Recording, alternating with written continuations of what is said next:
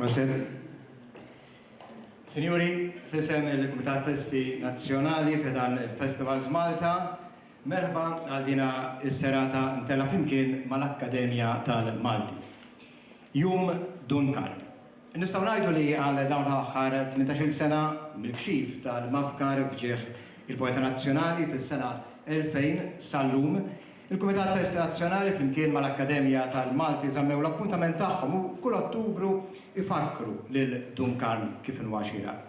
U dan kif biex jiralix kif nafu l-kol ix-xahar ta' Ottubru huwa marbut mat-twelid u anke il-mewt tal-Poeta Nazzjonali. Dunkarm twieled ħażebbuġ nhar 18 ta' Ottubru 1871 u miet San Ġiljan nhar 13 ta' Ottubru 1961. Din is-sena ġbarna f'dana il-Palazz Majestux biex insegwu programm imżewwa tassew.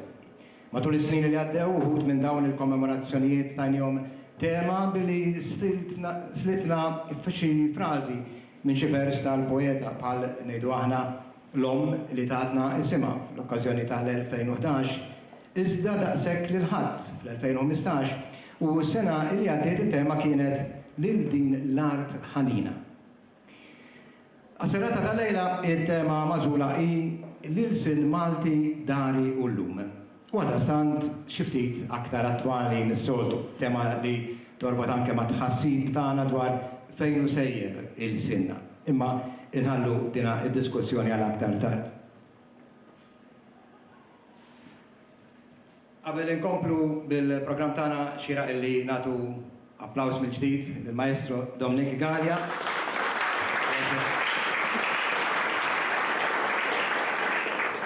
Simas Gallia oġbu jiftinna din serata fuq il-noti tal-pjanu bit-tema Anja Maltija. Tajb li ngħidu li Dominic diġà ħareġ għatta diski kompatti flimkien ma' numru ta' entitajiet fosthom l-Akkademja tal-Malti biex xogħlijiet ta' wħud mill-aqwa poeti tagħna, immużikati minnu stess. Fost oħrajn nistgħu nsemmu CDs Ommi maħruġa fl-2009, Anja fl-2011 li huma poeżiji ta' Dunkarm, Nirin fl-2012, poeżiji ta' Carmenu Vassallo, Karba li ħareġ fl-2013 li huma wkoll poeżiji ta' Rużal Briffa u Moħġaġa fis-sena 2015. Fi kliem il-Professur Manuel Mifsud, m'hemmx dubju li l-poeżiji ta' Dunkarm jistgħu jieqfu waħedhom bil-qari biss. Kif kien il-sifewlini wara kollox tal-poeta. Imma huwa wkoll minnu li l-emozzjoni kbira ta' xogħol artistiku ġenwin tiflaħ li tibqa' tiġġedded f'ġenerazzjonijiet differenti permezz ta' interpretazzjonijiet friski u esperimentali l-inbit il-qadim fi btieti ġodda. Ir-riżultat qiegħed f'idejna bi wħud mill-isbaħ versi tal-Poeta Nazzjonali immużikati tant tajjeb minn Maestro Dominic Gallia. Illum, permezz ta' noti suġġestivi ta' dawn l-għanijiet, Dunkarm sab tri oħra biex jasal għanna u jinislinna moħħna u qalbna. U l-mewġa ħelwa ta' klim Dunkarm terġa' tqanqa l-isbaħ tiġrib leżiż tifkiriet u lona emozzjonijiet. Sanaddu għall-ewwel kanzunetta fis-serata tagħna tal-lejla. Interpretazzjoni mużikali ta' waħda mill-aqwa poeżiji ta' Dunkarm, Inti ma terġax, l-eleġija għalhom il-poeta. Inħallu mill-ġdid fidel Maestro Dominic Gallia fuq il-pjano akkumpanjat minn Joseph Vella bil-kontrabax. Kanta Inti ma terġax Dorin Gallia.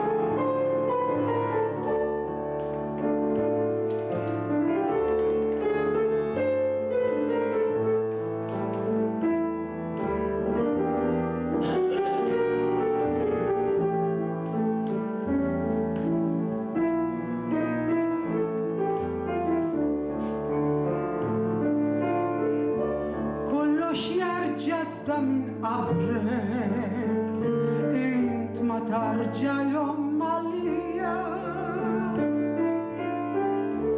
daket fommok kelmet sabrek ebu miak fark l-mwist tal-imħabba tal-modrija għad ma jerġaw il-ħlewi.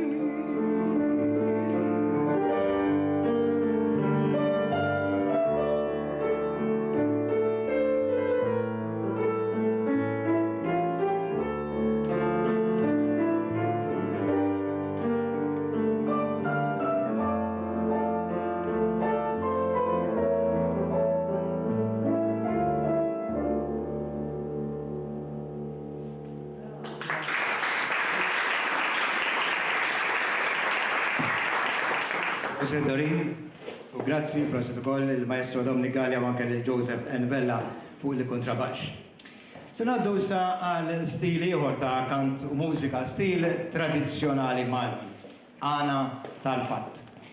Dwar l-Għana tal-Fatt isimgħu ftit xehdilna il-folklorista magħruf Giuseppe Cassar Pulicino, kitba misluta mill-ktieb tiegħu kelma waħda biss. U xinajdu mill-Għana tal-Fatt. Hawnhekk fraħna f'dawn l-aħħar snin rajna jiżdiedu joktor il-għadda għannejja li jinxteħdu għal dina x-xorta ta' Għana. U mhux biss, iżda xi wħud minnhom ukoll m'għadhom xogħdu fuq il-fatt miktub u stampat minn ħaddieħor, imma qegħdin jitħajru jiktbu l-fatt huma stess biex jagħmluh. Sakemm ma tintefix din il-ħrara għal poeżija bħal dawn, din ix-xorta ta' Għana tibqa' għaddejja l quddiem u għall-aħjar. Basta meta l-fatt ikun fih xi ċajta wieħed iqis li ma jagħmilix goffa żejjed. Għal dak li jgħod u jimxi bejn erba' ħbieb jista' ma jkunx u aktarx mhuwiex tajjeb biex jinstema' mill-pubbliku imħallat ta' kbar u żgħar, nisa u rġiel u tfal subien u bniet. Kliem miġub kif għedna mill-ktieb kelma waħda biss ta' Giuseppe Cassar Pulicino, publikat fl-1965, 53 sena ilu. Għal-sant għanna għalfejn għamlu l-qalb għaliex l-Għana tal-Fatt wara aktar minn nofs seklu għadu magħna. Għal din għal-lejla l-għannej Calcidon Vella ma jdirix li għandu ċajt goff fil-Għana tiegħu nittama għax il-versi ħasiblu għal-jom sehibna Charles Coleiro, minn hawnhekk inselmulu.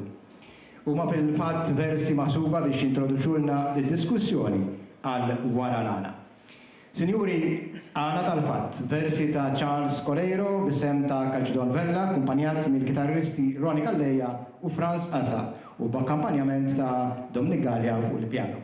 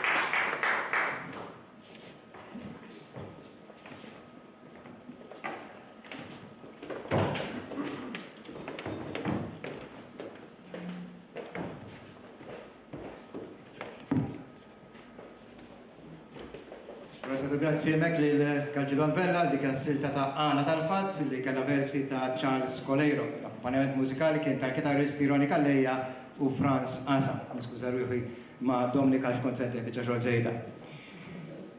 L-Irsil Malti Dari u l-Lum. Il-tema mażula għas-serata kommemorativa ta' din is-sena ġieħ il-poeta nazzjonali Dun Carmen. Se ngħaddu għad-diskussjoni f'din għat-tema li se jiddiskutu dwarha il-professur Albert Porch, Dr. George Farrugia u Marita Kassar. Imexxi id-diskussjoni Marcel Zammit Marmara. L-Irsil Malti Dari u l-Lum.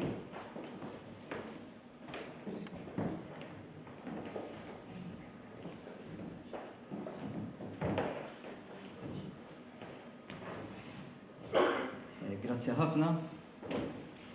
Ek wieħed jaqra l-kantilena żgur li llum ma jifhimiex il-Malti differenti totalment.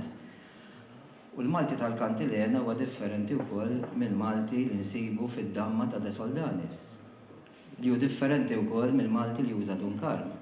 U differenti wkoll minn tal-lum. Nafu l-idea tal-Malti safi għaddiet u nafu wkoll il-lingwa dejjem tiżviluppa u titbiddel.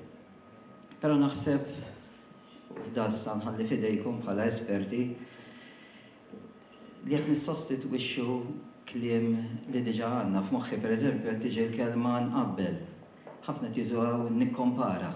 Nikkompara u qed nissostitwixxu dak li hu tagħna. X'taħsbu dwar dan?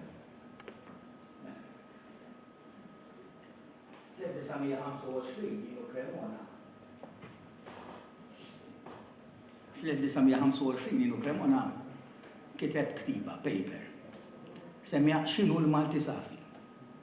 U bija ħassat ħafna nies, sant ngħidu fl-1925 fl-eqqel tal-kwistjoni tal-lingwa sewwa, ħassat ħafna nies għaliex.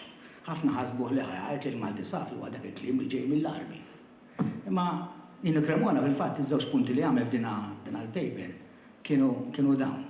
L-ewwel, għalli jekk il-Malti ma jissellifx, nkunu qegħdin niftħulu triq għal-qabar. U t-tieni punt kien da, għal il-Malti safi huwa dak il-kliem li ndaħlu fil-Malti li għandna bżonnu u li joqgħod għall-aċċent u għall-leħen li ridhom insielna. Ġej minn fejn ġej, mhux neċessarjament mill-Arbi, u naħseb li Cremona għandu raġun, kellu raġun. Nafu li il-Malti, żewġ lingwi li jkunu f'kuntatt se jisselfu minn xulxin. Il-Malti li jagħmilha din minn żemżem biex ngħidu, kien f'kuntatt ma' lingwi oħra u kellu bżonn. Il-problema hija din, fejn ħataqta' linja. Jiena l-istudenti normalment ngħidulhom il-kellim nattiv f'moħħu li jitkellem il-Malti għandu mekkaniżmu. Aħna għandna mekkaniżmu li l-linja bażikament inkunu naf fejn ħatinqata. Fis-sens li jekk xi ħadd ħajġi jgħidli ma sibx post fejn nipparkja l-karozza llejla. Ma nasib li żżarżar f'dnija. Imma jekk nisma' li xi ħadd jgħidli waqt li qed itini r-riċetta jgħidli tittuwejja itqiegħ u tara li jkollok 200 gramma. Jew kif smajt il-bieraħ pereżempju, irridu niddisgajżjaw ruħna. Naħseb u hekk iż-żarżar jekk inti verament kellim tal-Malti. Qed jinstamaw ta' spiss. Ġifieri, da żgur, ġifieri il-klim li għandek bżonnu għaliex li l-lingwa tistana bih, mhuwiex ta' teddida, però meta naqabel dik il-linja, iva, imbagħad terġa' il-kwistjoni mhix sempliċement fuq kwistjoni fuq bażi ta' kelma, għandek fuq livell akbar il-code switching. Pereżempju, naħseb aħjar nagħti ċans li sħabi u x'bjorkom argumenti ieħor. Dun Carmen, sakemm kien President tal-Aqda tal-Malti, kiteb ħafna editorjali dam 13-il sena. U f'dawn l-editorjali indirizza lil dawk li jħobbu li ma jħobbux l-isem Malti. U b'mod partikolari jgħid lill-kittieba u jitkellem fuq meta tissellef kelma, ma kienx kontra li tissellef kelma. Kien jgħid illi għandek tħaddem il-lingwa u tħaddem il-klim kollu biex il-klim ma jintesix. Fl-istess ħin tissellef meta veru għandek bżonn u jgħid ġifieri speċifikament biex ma jisselfux bajnejhom magħluqa, ġifieri u kien dirett ħafna, kien favur li jiġi misluf iva l-kliem. Diġà qed iħossa Dun Carmen u qed jagħti soluzzjoni. Kien diġà qed iħossa, ġifieri jekk immorru lura fi żmien, din kienet diġà bdiet ġejja bil-mod il-mod għax il-lingwi diġà kienu f'kuntatt, bażikament.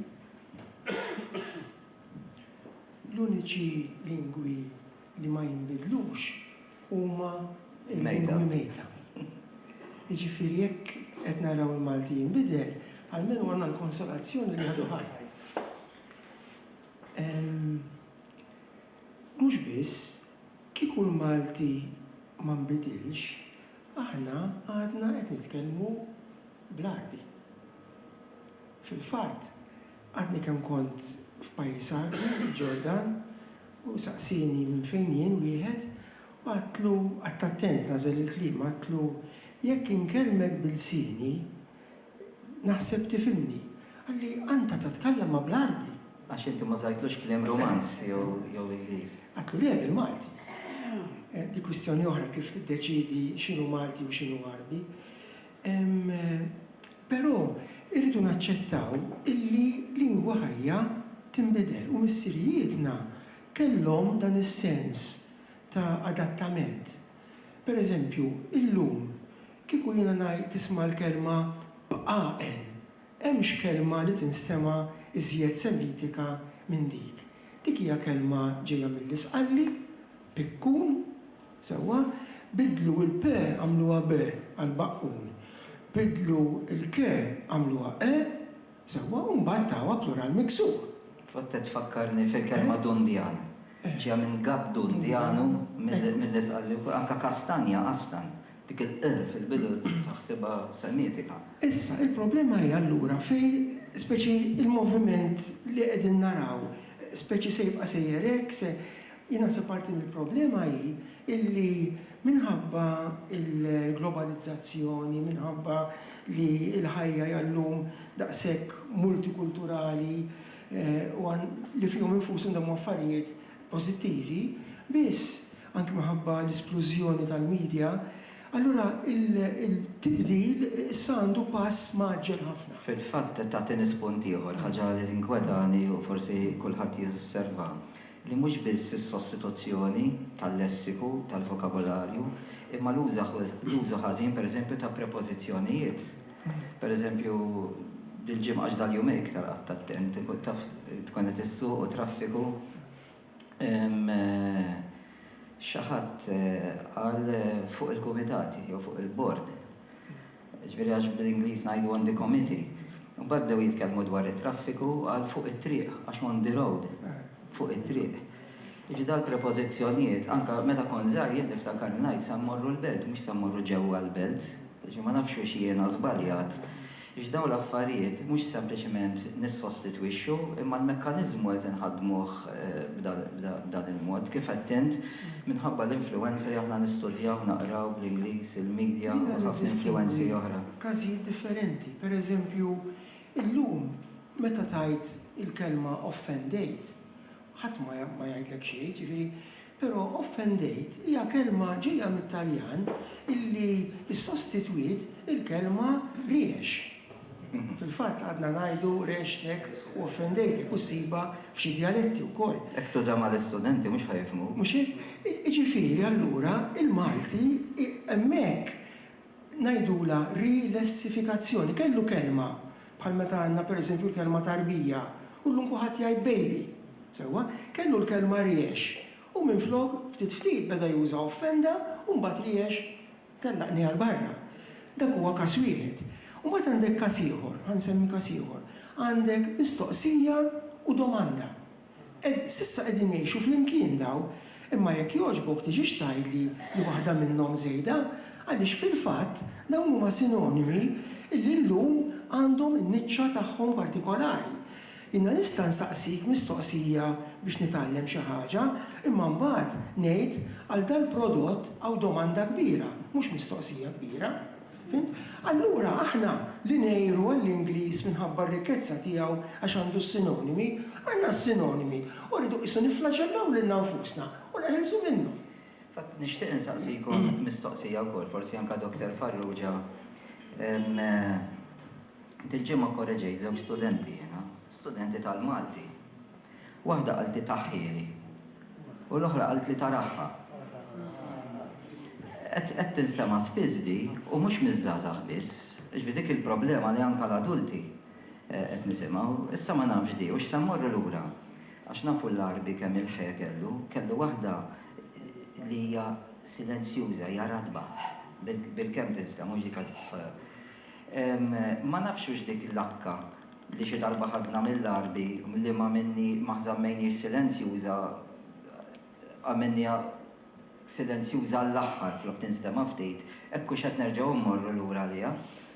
Jiena naħseb li min qed jippronunzja dik il-ħem, żgur m'għandux moħħu li jmur fl-arbi. Ma sempliċiment hija kwestjoni ta' kif aħna dak il-mekkaniżmu li għandna f'moħħna biex nifformulaw il-lingwa. F'moħħna għandna dawk il-patterns, għandna dawk il-modelli. U bħalma tajt jinnaf it-tela titlaħħa u tiblaħħa għandek dak il-pattern, inti faċilment tmurlew taraħħa.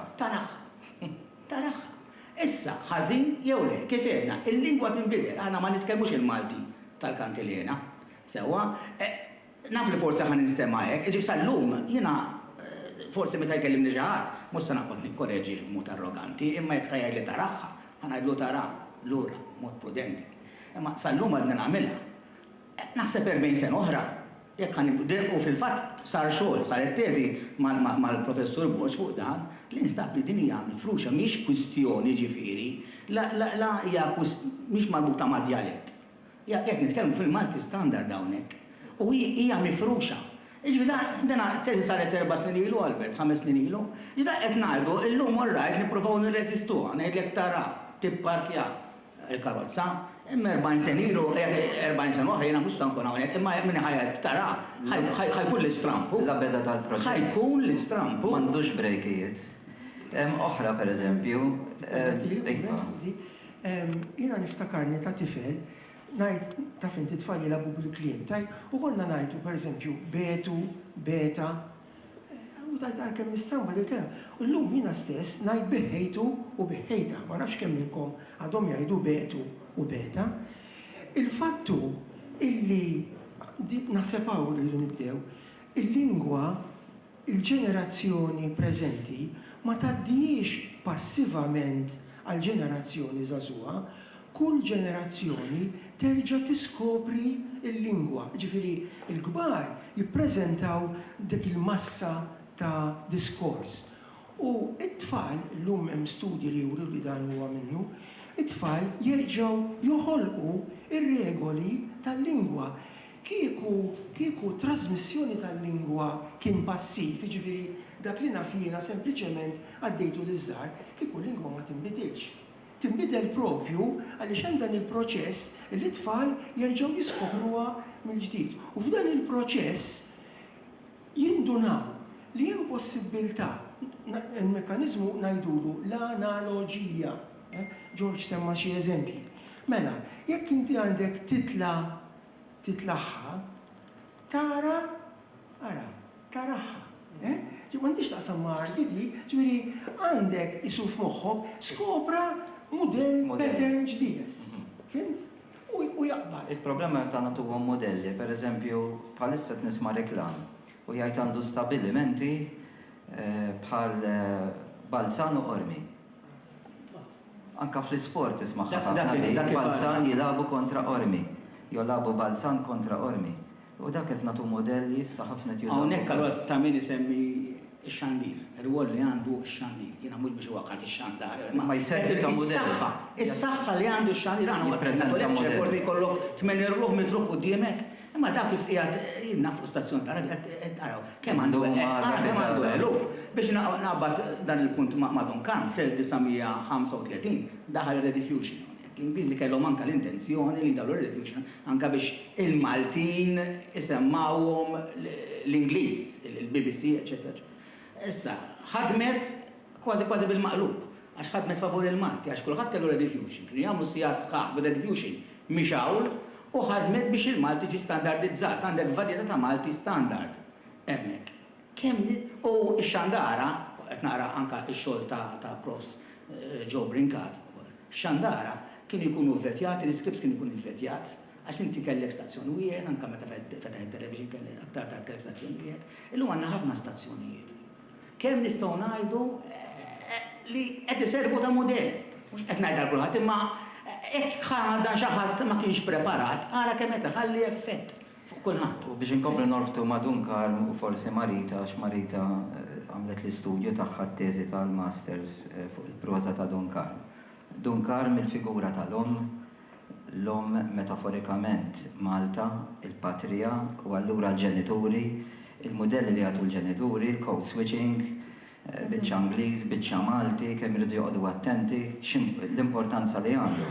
Dunkarm l-ewwel ma jagħmel fil-fatt bħal ma jagħmel dejjem anke fil-poeżiji tiegħu, il-Malti qablu mummu, bħal ma jqabbel il-Malta mummu, ġifieri forma bioloġika l-om Dunkarm l-imħabba li għandu lejn ommu tidher anke fl-insil Malti għal fatt li jekk inti tħobb daqshekk l-ommok, l-om hija l-persuna li tgħaddi tradizzjoni minn ġenerazzjoni għall-oħra u hija dik il-persuna li tgħaddi l-insien Malti kif inti tista' ma tħobbx l-insien illi għaddietlek ommok. U dik forsi nistgħu naħsbu ftit fuq għallum. Ħa nisimgħu aktar tard. Ħafna huma ġenituri li jitkellmu ma' wliedhom mhux bil-lingwa Maltija. Fl-istess waqt b'mod metaforiku u jindirizza lil Malta. Alla kif jitkellemu fuq Malta tirrappreżenta l-Madonna eventwalment imbagħad, kif nista' jien Alla għaddili l-insin Malti, kif nista' jien ma nikkomunikax bih. Huwa l-insin Malti illi jolqot il-qalb, u għal-insin Malti li jiena nuża l-użu ta' kuljum. Saħansitra u għalkemm jidher vera fil-kwadru kollu jqis ħafna kliemu. F'dawn l-editorjali u jkun dirett. Ikun dirett li inti għandek tistħi, ġifieri għandu editorjal minnhom jismu mistħija żejda u mistħija nieqsa. Għandek tistħi jekk inti tajt li ma tafx l-insin Malti, kif tista' tajt li ma tħobbx l-insin Malti meta inti ma rajtx x'inhu l-insin li titkellem bih. U dik hija xi ħaġa li tot ukoll għallum. Qabel nagħlqu kumment. Fil-fatt, għaliex tarmih l-insin li tagħtek ommok, Maltija kien mux titlef, Maltija kienet l-ewwel kelma f'ommok. Dan għadu japplika Mhux neċessarjament. Il-ġenituri għadhom jagħtu l-ewwel kelma Maltija lil-lulid, anzi mhux il-ġenituri, in-nanniet. Tisma' nanniet illum, jiġifieri lanqas huma kompetenti fl-Ingliż, imma jippruvaw jitkellmu bl-Ingliż ma' nepotijiet. Il-mistoqsija għaliex? Mhux qed jaraw preġu fl-istil Malti, mhux qed taraw utli u hemmhekk u qed jgħidu attent, lingwa tista' tmut ma' ħafna raġunijiet, minħabba diżastri naturali, minħabba deċiżjonijiet politiċi, però fattur importanti ħafna tmut meta l-ġenituri ma jgħidux il-uliedhom. Nixtieq nagħlaq dan il-kumment għalunna mhux iktar minn kwarta, ġifieri issa ddiet il-kwarta, però għandna problema oħra li għandna ċans niftħuha. Jekk il-qoddim mingħajr il-Malti is-salva u mingħajr l-Ingliż ma ssalvax f'Malta għax da żmien diġà meta mmur ġew lukanda jkun hemm receptionist kollha barranin. Għandek nies min jaħobba li m'għandniex nies biżżejjed jaħdmu l-isptar, ikonna rridu ma rridux, ikonna Filippini, nies oħrajn, jiġifieri titkellemmhom bl-Ingliż. Jiġifieri ħafna ħaddiema kważi f'kull settur fir-restaurants li jkollok titkellem bl-Ingliż, jiġifieri mingħajr l-Ingliż mhux ħassalva f'Malta, hekk il-proċess jibqa' sejjer hekk, u mingħajr il-Malti issalva x'kulħadd jitkellem bl-Ingliż. Wasalna f'sitwazzjoni fejn niltaqgħu flimkien u ma nafux bliema lingwa, ma nafx hekk għandix inkellmek bil-Malti. Fatt jien imur ġew lukanda da żmien meta nidħol l-ewwel ma nkellimhom bil-Malti. Mbagħad insomma b'xi mod fil-fatt mort mal-mara tiegħek. Mill-ewwel tindunu x'Malti. Monna nixtru dal-aħħar, ġifieri ta' wara l-bank bitkellem bl-Ingliż, mara tiegħek titkellem bl-Ingliż wara żewġ minuti nduraw li kienu Maltin daw. Speċi qalbu mal-Malti. Ħabba s-sitwazzjoni. L-aħħar kummenti. Niġu kważi barranin f'pajjiżna stess, ġifieri Dunkarm jgħid mod ċar barranin f'pajjiżhom għaliex inti tagħżel li titkellem b'lingwa li tallimt l-iskola. Jew inkella bil-lingwa li tallimt li tkellimt biha meta sifirt barra u staqs Skejjel bħal San Pawl il-Baħar hemm ma nafx kemm xi 40 Profs Borġ forsi.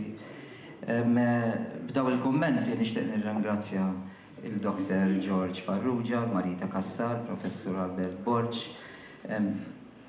Daqxej xrariet li forsi iġaluna nirriflettu ftit, nirringrazzjakom ħafna.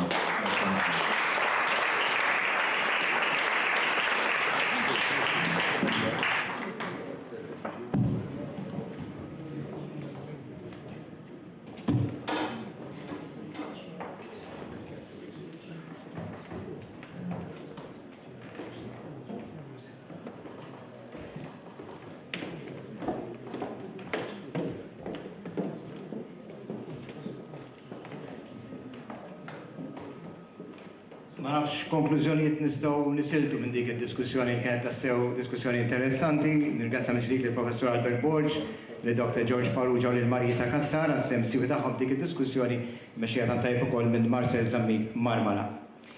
Naddu għal aktar kant u mużika. Mill-ġdid bi pjaċir nistiednu lill-kantanta Dorin Gallia biex tinterpreta Il-Anja tal-Imħabba. Jakkumpanjawa il-Maestro Dominic Gallia fuq il-pjanu u Joseph Envella bil-kontrabax.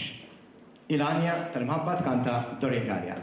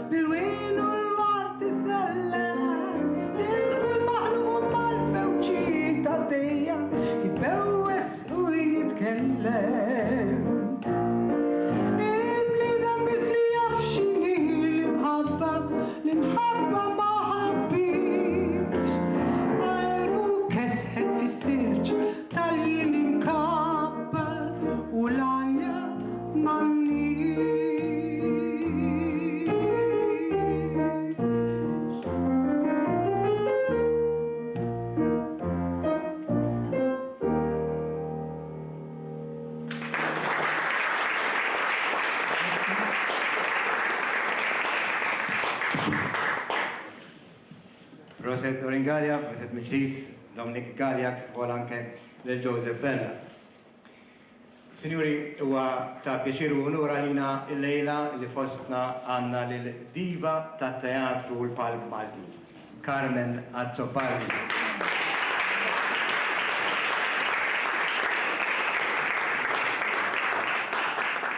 Nsemmu Carmen. Carmen illum mhux se tinterpreta xi karattru iżda se semmanna għanja miktuba mill-poeta nazzjonali Dun Carmen, Il-Anja ta' Lilsin Malti. Carmen, nsellimlek, grazzi ħafna illi ġejt postna l-lejla biex inti wkoll tipparteċipa f'din serata dedikata lil Dunkarm. L-għaled rrid ngħid illi huwa unur għalija illi niġi mistiedna biex naqra poeżiji f'dawna il-kwalità ta' serati. Għax wara t-teatru l-iktar li nħobb nagħmel naqra l-poeżiji. Minix poeta, imma naqra poeżiji ta' poeti kbar Maltin li għandna. U din hija l-għanja tal-irsin Malti. X'importani kux Feniċi, jekkux Arbi jew Latin, jekkux Aħrax, jekkux Ħelu, dan il-sin tagħna l-Maltin. U x'inhu dan Alla tagħna, il-muftieħ tal-qalb u l-ħsieb. Bih nitolbu ħajr is-sema, bih nitkellmu mal-ħbieb. Tallimnieh fuq sider omna, kiber magħna fl-ewwel snin. Sfiq intiseġ maġrajietna fl-isbaħ ħolma tal-20. Min ilum nimmela lili jekk inħobb lil dan il-sin li taħajtija fil-bini sa mit-tefa tas-sesin.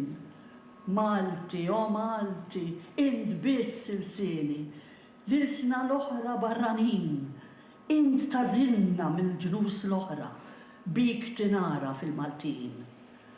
Bosta drabi għal il-gewġa ta' bliet kbar li mort inżur, waqt li ħsiebi kien imsaħħar fuq il-ġmiel hemmhekk miġbur, smajt imlissna l-kelma tiegħek u jindort bla telf ta' żmien, għax għaraft li kienu ħuti dawk li tkellmu b'dak l-insien.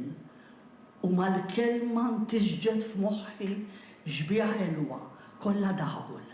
Int ja Malta, l-art ħanina, l-art imbirka minn San Pawl. U minn hemm ħafif bħal berqa fuq it-triq ta' żminijiet ġera ħsiebi u smajtek tidwi mat-taħbita tal-ġrajiet.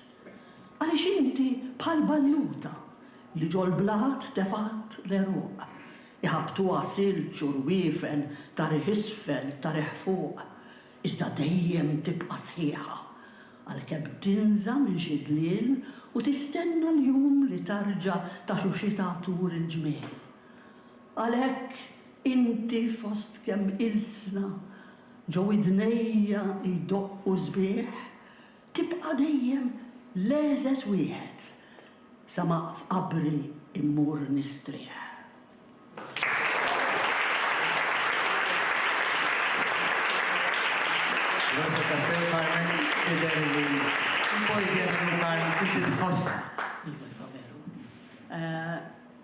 Il-poeta, għax Dunkarm jikteb, għax issi poeziji, per eżempju, illi tittoqgħod tara x'kien il-ħsieb u tifhem il-kliem u ħafna. Art astratta di pittura astratta li tara x'il-kliem l-artist. Jikteb b'mod sempliċi, mod li jinftiem u mod li tieħu gost bih timlik. Proset ta' sew Carmen, ringrazzjaw ħafna, awguri dejjem. Nittamaw nibqgħu ngawdu il-talenti sbieħ tiegħek anke fuq il-palk. Ringrazzjaw lil Carmen Azzopardi li naħdet magħna lejla wkoll għal is-serata fġieħ Dunkarm. Dunkarm issa se jistaqsina għaliex jett il-sin Malti. Kif isser il-poeta kellem itse f'okkażjoni bħal din sena ilu, kienu ħafna il-poeti li minn barra Dunkarm kitbu dwar il-sin Malti. Fosthom Patri Anastasio Kuxkiri, Nikol Biancardi, George Pisani u oħrajn. Dan ma setax jonqos għaliex barra li l-sin Malti huwa minnu nifsu teżor prezzjuż, ġo fiħem maħżuna mhux biss ir-ruħ u l-memorja ta' ġensna, imma wkoll il-folkloru drawiet li jażluna minn fost popli oħra u jagħmluna dak li aħna. Imma forsi dina il-ġibda kbira li l-kittiba Maltin għandhom għal il-sin Malti ġejja mill-fatt li din hija lodda li biha jinqdew biex ileħħnu tqanqil u l-ħolm l-aktar intimu ta' ġo qalbhom u ġo ruħhom. Bil-Malti nidew l-għannejja biex fissru qalbhom imlija mħabba għal-maħbuba u daqstant ieħor il-ħassieba u r-riformaturi Maltin li xandru żermiq ġdid ta' fidwa u ta' ħelsien għan-nazzjon Maltija. Meta wieħed jaqra din il-poeżija wieħed ma jistax ma jinnutax it-ton ta' Dunkarm li f'dan il-każ huwa qawwi, argumentattiv u konvinċenti. Wieħed irid iżomm ukoll quddiem għajnejh li Dunkarm kiteb din il-poeżija fid-dadija tal-kwistjoni tal-lingwa li kienet damet tkarkar mal-120 sena u li kellha tintemm brebħa lil sin Malti illi wara kollox kif jgħid il-professur J.M. Brinkat kien ilu miżruħ hawn Malta sa minn 1200 sena qabel. Minn hemm allura ħareġ l-appell ta' Dunkarm b'argumenti sodi u li jmissu l-qalb biex jipperswadi ħafna mill-Maltin li kienu għadhom maħkuma minn preġudizzi kemm favur Italjani kif ukoll favur l-Ingliżi u ftit xejn favur il-Malti li fissew kien mħabbel mal-istess eruq ta' roħna. Il-professur Oliver Frigieri qis li l-aqwa espożizzjoni ta' dawn il-fehmiet marsusin bi frażarju konċiż, epigrammatiku u proverbjali jinsabu f'dawn it-tliet kwartini li jistaqsu, jistqarru, joffru l-ġustifikazzjoni għal kawża kollha tal-lingwa u jagħlqu billi jikkmandaw b'fehma sħiħa illi il-Malti jingħata il-jett naturali li għajx bħala l-sin ta' ġewwa, imqarjek frabta xirqa ma l-isna barranin meħtieġa. Imma din id-darba se nisimgħu li l-poeta nnifsu jistqar din il-fema fl-eħnu stess b'introduzzjoni qasira ta' Giuseppe Akulina. Tajb li wieħed jiftakar li dan huwa recording li se nsemmalkom issa, recording li jmur lura 20 ta' snin. U Akulina rrekordja lil Dunkarm f'daru fejn ħsies oħrajn setgħu jinqabdu wkoll mill-mikrofonu. Dunkarm kabbar lil-sin Malti, u l-sin Malti kabbar lilu. Ma kien hemm żmien meta ħafna ma fehmuhx u waġġawlu qalbu. Kien żmien meta għal raġunijiet moħbija ħafna kienu jiġħdu l-sinar twelidhom. Żmien ta' bilħaq ikraħ illi lilna kien iżommna wara popli oħra Ewropej. Il-għaliex popli oħra mill-ewwel żminijiet kabbru lil-sin tagħhom biex inqdaw bih, ħalli bih faħru il-kobor ta' Alla u l-kobor ta' art welidhom. Ma kienetx hekk l-istorja mfixkla ta' dan il-poplu li għajnejn għajura barranin dejjem kienu fuqu onesti biex jaħdmu il-libertà tiegħu u jasruh miegħu nnifsu mal-preġudizzi. Kien hemm żmien meta kien donnu diżunur tikteb bil-Malti. U ħafna staġbu kif Dunkarm bniedem kolt illi kien għamel isem bħala poeta Taljan. Illi xi ħadd kien qallu li huwa Lozanilla di Malta fetillu jikteb bil-sin il-poplu. X'telfa l-pajjiż tagħna kienet tkun kieku Dunkarm sajla bħal Dante għal-lingwa Taljana meta l-Latin kien il-lingwa tan-nies kolti, ma bidix jikteb din il-lingwa tal-poplu tagħna li tatna din il-poeżija hekk sabiħa li xi wħud minna smajtu lilu jaqra jenna llum. Kemm kien ikun għajb għalina, kemm kabbar il-Knisja Dunkarm sajla, mhux bil-lingwi barranin li hemm ħadd ieħor jieħu ħsiebhom, imma bil-lingwa tal-ħaddiema, bil-lingwa tal-qassisin, bil-lingwa tal-familji tagħna, bil-lingwa tal-poplu Malti. Imma għaliex kien hemm dak iż-żmien nies illi l-Malti kienu jwarbuh. Dunkarm sajla kiteb sonett li jintrabat fuq dan il-ħsieb u fuq din il-mistoqsija. Huwa saqsa u ta' titolu bħala poeżija lis-sonett tiegħu għaliex. Għaliex tarmi il-sin li ta' tekombok u titlef għaqlik wara l-sin barrani? Maltija kienet l-ewwel kelma f'fommak u bil-Malti tkellim tifellaħ kani. U kiber miegħek dak il-sin ewlieni u ġmielu ntisex maġrajiet ta' ħajtek. Bieħ fissirt qalbek meta spajt liħini. Bieħ fissirt tontok meta mbikki rajtek. Għaliex id-mela tisħat Malti hija il dan il-sin li bieħ il-Malti sewwa Ħobb jekk jislewlek l-isna barranija, iżda l-lejl barri l-minuta ġewwa. Mela mek smajna lil Carmen nifsu, poeta nazzjonali, jistaqsina għaliex jed il-sin Malti. Smajna wkoll l-introduzzjoni tal-professur Ġuse Aquilina. L-ħar silta mużikali għal-lejla, anzi se jkollna tnejn, se jipprovdihomna Mario De Bono li fuq il-kitarra tiegħu se jkanta l-ewwel silta il-Malti. U bad wara kif ħawadnihom. Mario De Bono.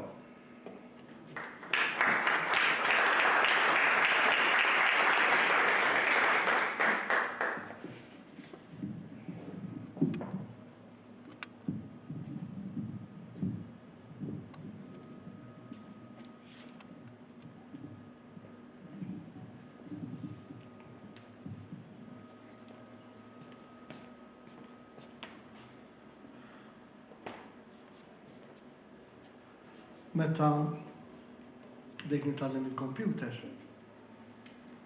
tallimt frażi, ħanajda kif tallimta bl-Ingliż. What you don't use. Ma tafuwiex? What you don't use, you lose. Tapplika għal Malti. U din il-kanzone qed titkellem propju fuq hekk, fuq l-ilsien Malti.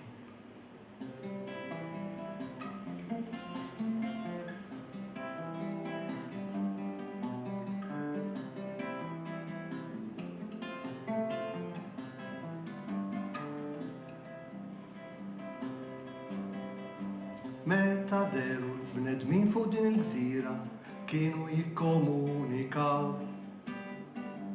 Ma nafux kif, imma kellhom lingwa li bija kienu jirraġunaw.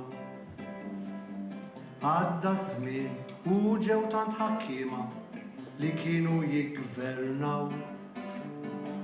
Waqt li l-Maltin fil-għalqa u fil-kċina lingwa ġdida żviluppaw. Tallem, tkellem, kanta dan l-ilsien.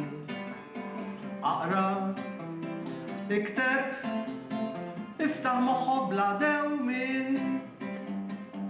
Wara tant snin, tela il-barrani, sirna meħlusin.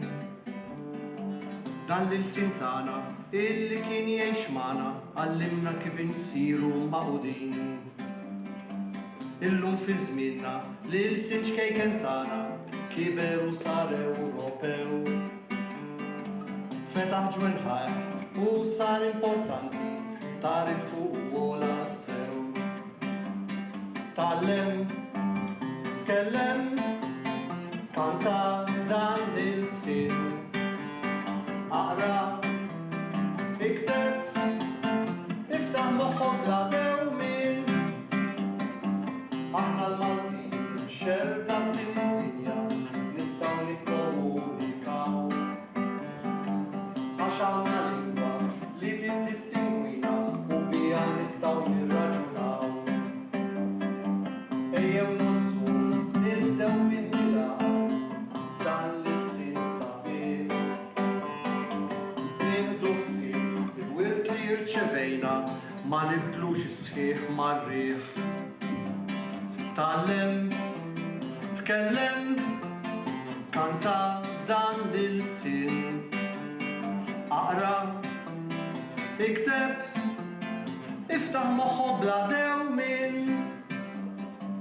Niftakru flok illi tat nisima li bih aħna magħrufin. Nikkultivaw dan l-ilsien li tatna li għamilna l-koll Maltin. Tallem, tkellem, kanta dan l-ilsien. Aqra, ikteb, iftaħ moħħok bla dewmien. Tallem, tkellem, kanta dan l-ilsien. Aqra, ikteb, iftaħ moħħok bla dewmien.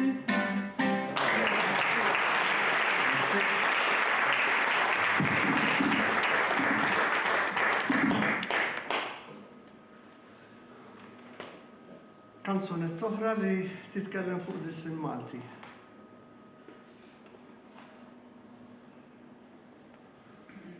Kull minnu involut fl-edukazzjoni jaf li kif ngħidu bil-Malti. Trid taqbadhom żgħar mit-ċokon inutli nkella. Issa din il-kanzunetta jisimha Kif ħawwadnihom. Kif ħawwadnihom. It-tfal tagħna, kif ħawwadnihom. Titkellem fuq il-Malti ta' dari, il-Malti tal-lum, u nieqfu hemm, sal-futur ma nafux.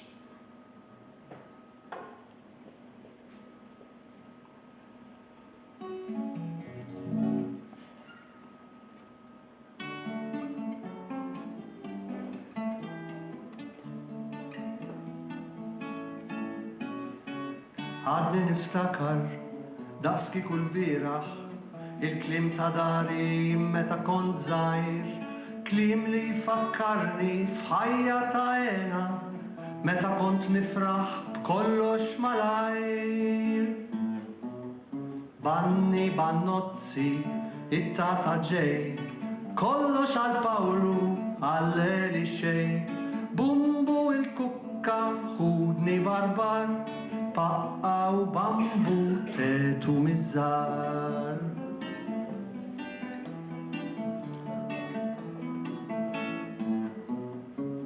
Illum inbidlu modi u drawiet, il-klim ta' dari intesa u miet, tetu sardogi mammurx barbar, eggi flok kukka u paqqa ġitkar. All the good children kif ħawwadnihom, daqqa bil-Malti, daqqa bl-Inglis, ilbes ix-xużi, ħammorru woki, ibdel it-trousers u dress dik il-qmis.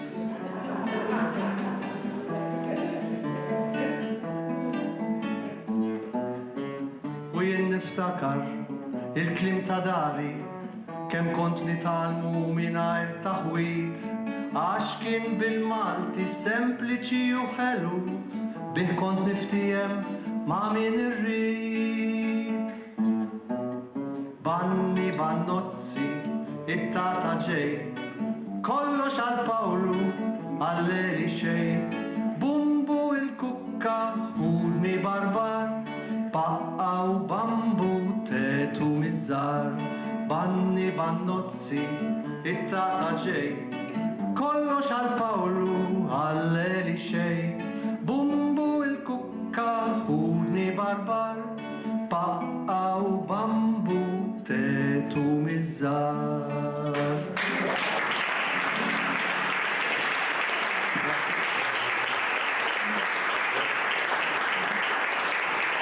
Proset Mario, spiċċajna għaxejn nota ħafifa, pero mbagħad nitqu għal-mod kif ħawadnihom it-tfal tagħna.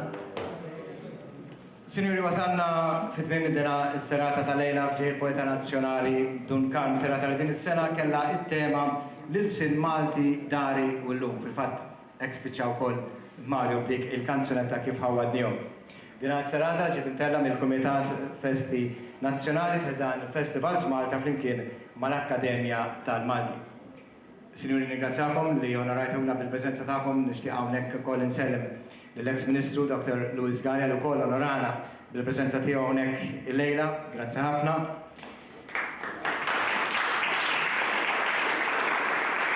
Sinjuri, nitlobkom biex kif jixraq nagħlqu din is-serata bil-kanta l-innu nazzjonali, l-innu Malti, miktub sintendi mill-Poeta Nazzjonali Duncan b'mużika ta' Robert Samud.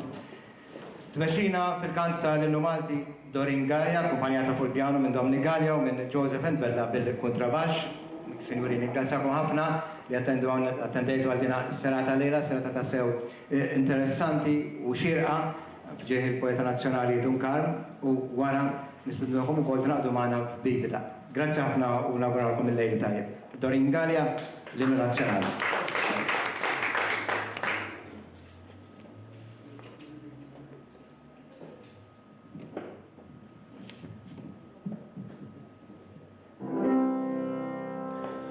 li